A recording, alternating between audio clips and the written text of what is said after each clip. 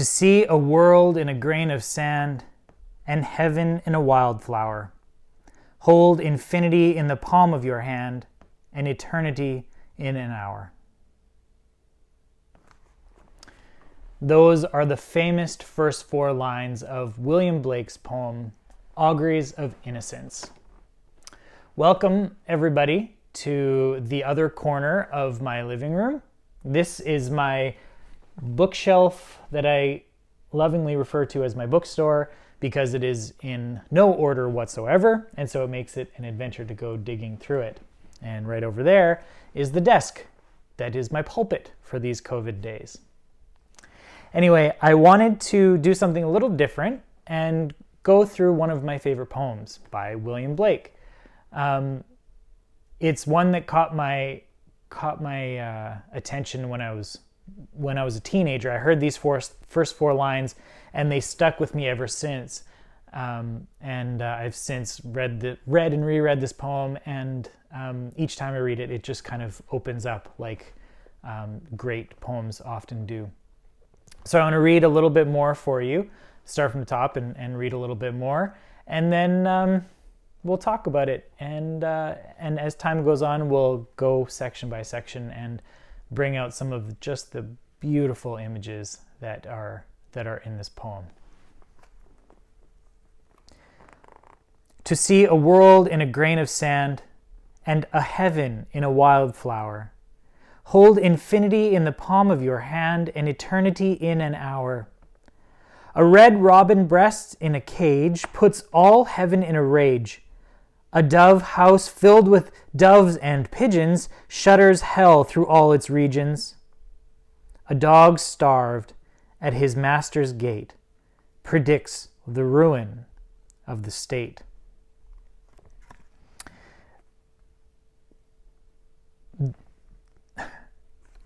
The first four lines set up the whole thing for us.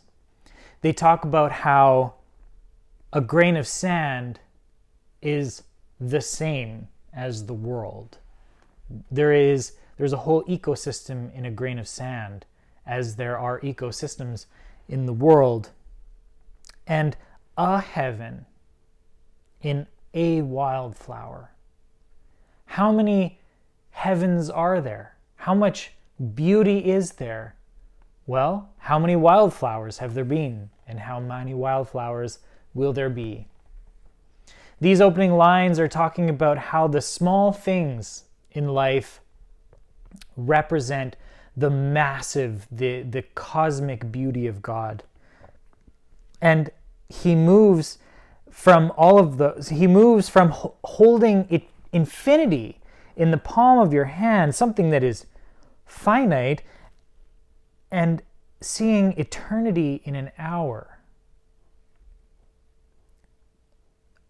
He moves on to immediately into divine justice. How this eternity in an hour, this heaven in a wildflower, immediately translates into Christian justice. Blake, by the way, was a truly devout Christian. A red robin breast in a cage puts all heaven in a rage. How often might we think that a simple bird, a red robin in one cage, how big of a problem is that? Well, according to Blake, and according to his idea of this divine justice, that is deserving of putting all of heaven in a rage. And then a dove house filled with doves and pigeons shudders hell through all its regions. This is the place for doves, and pigeons are kind of a symbol of the corrupter. We have pigeon here as capital P, so there's something corrupting about the pigeons. It's not the pigeons themselves, but sort of the symbol of the pigeons being in the dove house, something that is pure, that has been corrupted by something that was not supposed to be there. And then in this final bit that we're looking at is a dog starved at his master's gate predicts the ruin of the state. That's simply observation. You know, when the master can't afford to feed the dog anymore, that means something's wrong, and that predicts some economic downturn, as we might be witnessing, and some ruin of the state. I'm sure there was something true about this in his time, and all of this seems true in our time. Though this should be a short video, it could be a very long one as it continues to open up to me, even as I sit here reading it. So I'll stop there. Auguries of Innocence by William Blake. If you Google it, you can find it quite easily. If you heard something in here that I didn't hear, I would love to hear about it.